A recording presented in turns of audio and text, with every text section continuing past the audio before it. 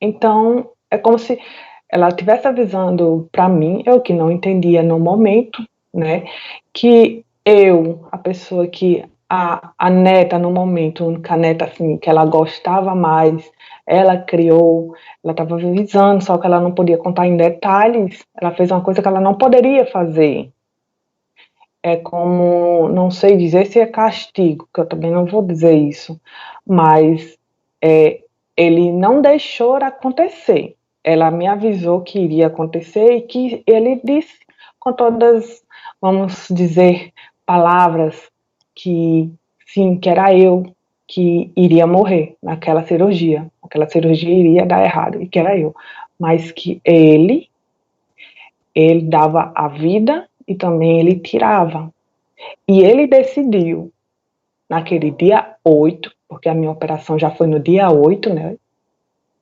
Ele decidiu que não era minha hora. Ele que decidia. Ele decidia quem ele dava vida e ele decidia quem ele tirava também. Então ele sabia o que tinha acontecido em dezembro, naquela minha revelação. Não precisava eu contar para ele porque ele já estava sabendo. Aí eu disse que eu não me importava, eu queria ficar ali. E eu queria ver, eu queria saber quem era que estava falando comigo. E eu também percebia que eu não saía do canto, eu estava sempre num canto parada. E ele, por várias vezes, repetidas vezes, ele falou que não era minha hora, que eu entendesse, que não é, ele entendia a minha ansiedade de vê-lo, ele estava entendendo que na terra eu não sentia paz, eu estava sentindo muitas aflições, estava tendo muitos aperreios, como aqui no Nordeste fala, mas ele não autorizava que eu morresse ainda. Mas eu sou muito teimosa. E, tipo, foi aí que tudo meio que começou, né? Ele a me mostrar, porque até então, quando eu cheguei nesse lugar, eu simplesmente minha consciência das coisas que eu tinha aqui, eu não lembrava de nada. Eu só sabia da minha existência, que eu era Kaline e acabou-se. Eu não lembrava que eu tinha uma mãe me esperando lá no quarto do hospital, do apartamento, que eu tinha um marido, que eu tinha uma filha, tenho uma filha, uma única filha aí, querendo ou não, foi uma gestação de alto risco. E ele precisou me mostrar, porque eu não estava lembrada que eu tinha uma mãe. E foi num instalar assim, de dedos que ele me levou para o centro cirúrgico.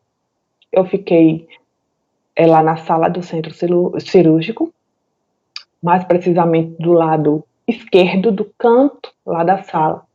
Mas eu não tinha uma consciência que ali naquela maca cirúrgica era eu. Mas ele, somente com a voz, ele estava me explicando. Olhe, é você que está fazendo uma cirurgia, você precisa, porque ele me explicou que ali eu já tinha saído do corpo, mas que eu precisava voltar, porque não era minha hora, e que eu não estava entendendo, por isso que ele estava tendo meio que aquela iniciativa de me mostrar, porque eu não estava querendo acreditar que eu vim de algum canto, tipo, eu vim da terra, eu tinha uma família e que eu tinha uma filha ainda e que essas pessoas ainda precisavam de mim. Mesmo assim, eu não quis saber. Eu disse que não aceitava e que queria ficar naquele canto maravilhoso.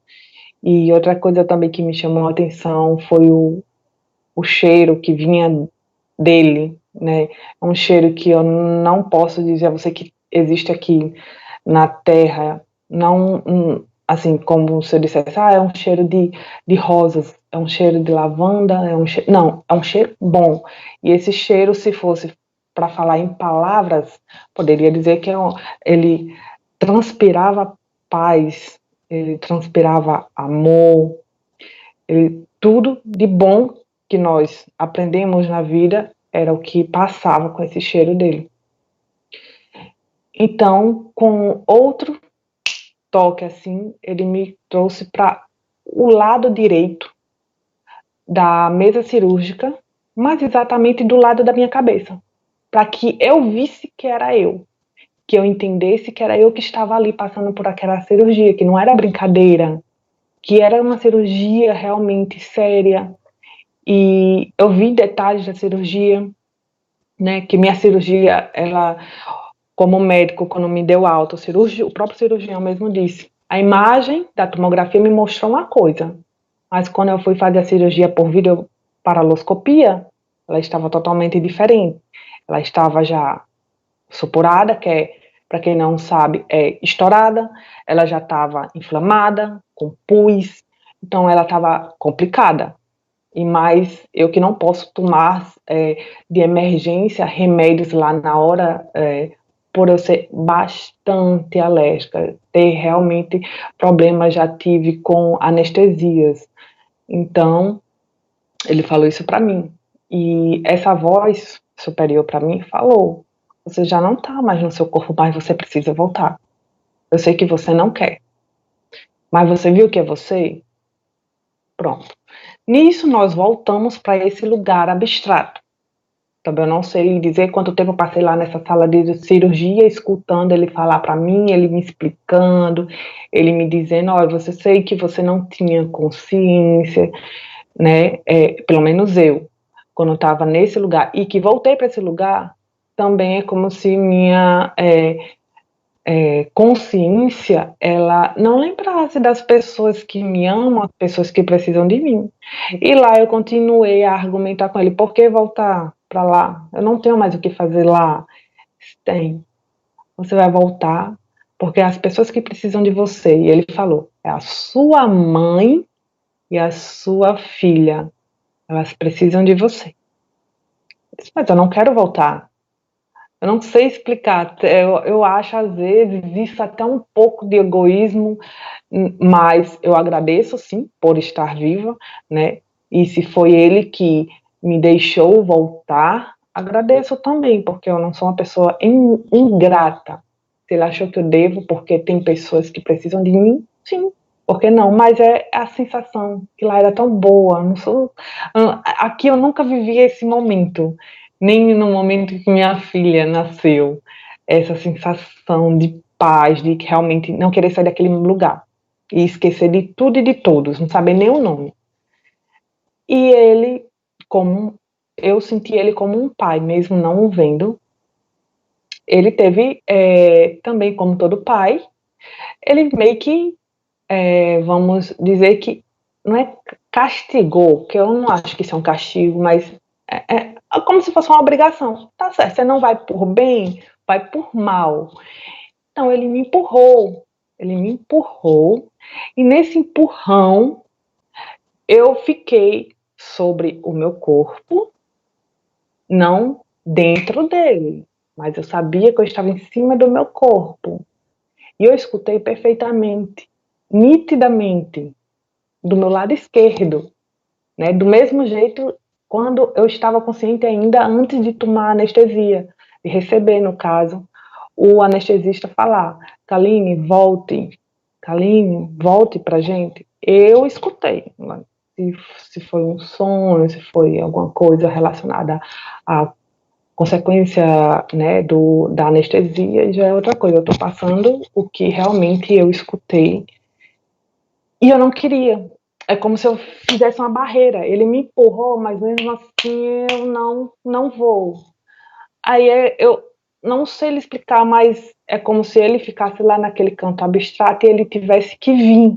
Mas que menina tá teimosa, eu tenho que ir para ela ir para o canto que ela deve ir. Eu não estou dizendo que ela não pode ficar, não é a hora dela ainda. E ele me virou. Ele me virou para ver que era eu. Porque até então estava virada, olhando para o teto. Você vai. E foi, eu senti as duas mãos dele me empurrando. Foi nessa hora realmente que eu abri os olhos, meio que com sono, mas eu ainda não conseguia falar. Só mentalmente eu meio que reclamei ainda com ele, por que você me fez voltar? Eu não queria voltar. Ele disse, olha, o momento mais crítico, eu fiquei com você, os momentos que você não entendia, eu passei, eu conversei com você. Tem agora pessoas que estão agora precisando mais que você. você agora está onde tem que estar. Meio que eu fiquei com raiva, porque eu não queria ter voltado. Mas é meio que minha consciência veio voltando, aí eu vim lembrando que realmente eu tinha uma filha. Eu não conseguia ainda falar, talvez realmente por causa da anestesia que foi geral, eu não conseguia falar ainda. Mas eu queria chamar uma enfermeira para dizer que eu queria ver minha mãe, que eu queria pelo menos falar com minha mãe, porque a gente passa um certo tempo, uns 40, meia hora, depende muito de pessoa para pessoa ainda no centro cirúrgico. Mas pelo menos eu acho que eu passei ainda uma meia hora sem conseguir falar, porque a anestesia geral, querendo ou não, é muito forte, depende também da pessoa. Eu não consegui falar. Eu vi as pessoas passando por mim, perguntando: Kaline, tá bem, né? Kaline, tudo bem? E eu tentava falar e eu não conseguia. E ele, antes de ir embora, definitivamente, essa voz superior, ele disse para mim que como se fosse um anjo da guarda, iria ficar do meu lado, e eu sentia do meu lado direito, até realmente eu sair daquele centro cirúrgico, né? Então, assim, até eu conseguir falar, eu fiquei assim mentalmente conversando com ele, porque que ele não deixou, pelo menos eu queria tê-lo visto, né, saber quem é, como era a face dele, quem era, com quem eu estava falando, né, mas se cessou a nossa conversa, eu não conversei mais com ele, né, a nossa conversa todinha foi durante a cirurgia. Querendo ou não, a cirurgia, eu só fui depois saber que ela durou mais ou menos umas 2 horas e meia, e que dura um pouco menos, mas vai de pessoa para pessoa, né? Eu não posso dizer que toda cirurgia de apendicite supurada dura esse horário. Isso aí é de pessoa para pessoa. Mas que para mim foi uma coisa assim tão rápida, mas que não foi, na realidade não foi, né? E que o próprio cirurgião, quando foi me dar alta, ele mesmo disse que nossa, ele até brincou. Ele disse: ah, engraçado, né? Você tem 33 anos, a idade de Cristo, né? Você teve uma sorte, tá? Porque quando nós fizemos a sua cirurgia, ela não estava bem do jeito que mostrou na imagem para mim, não. Mas você toma aí os corticoides que é para tomar, para não vir nada, para piorar, para dar uma inflamação, para ter uma complicação, porque querendo ou não, um apendicite nesse nível, ela é grave, mas eu posso subir para o meu apartamento? Ele não pode, você pode levar sua vida normal, mas os 4 dias que eu fiquei no hospital, não saiu isso da minha cabeça, porque foi uma coisa assim tão vívida. E ele me disse, uma observação até que eu esqueci, que a primeira pessoa que eu tinha que contar era para minha irmã, porque talvez por ela acreditar mais nisso. Minha mãe, ela é muito cética, não vou dizer que não. Minha mãe, nós somos, a base da gente é católica, sim, mas eu já frequentei igrejas evangélicas, mas eu não sigo doutrinas, dizer, eu sigo o padre tal, pastor, não. Para mim, crer e pronto. E minha mãe é muito cética, ela não acredita muito nisso. Então, talvez por isso que eu me lembro perfeitamente ele dizendo: primeira pessoa, quando você estiver totalmente acordada, e isso foi por volta das 10 horas da noite, que realmente eu vim conseguir falar como eu estou falando com você agora, foi que eu liguei para minha irmã, via WhatsApp, como eu estou falando com você, e que eu contei toda a história para ela. E ela disse que isso aí foi um meio que ele achou, de toda a minha família, eu sou, querendo ou não, que acredito muito nessas coisas, sim, foi um meio de que eu queria conseguir passar para várias pessoas, e que várias pessoas iriam se identificar com essa história, que querendo ou não, ela tem uma célula, que ela chama isso. Ela mesma já contou essa história, e ela disse que sabia que eu ia testemunhar essa história para várias pessoas iam se identificar, iam acreditar ou não, ninguém é obrigado aqui a nada, né? Mas foi assim, emoção tanto para mim quanto para ela, na hora até que eu estava passando, repetindo a história, parecia que eu estava vivenciando de novo. Não tenho nem assim como explicar como foi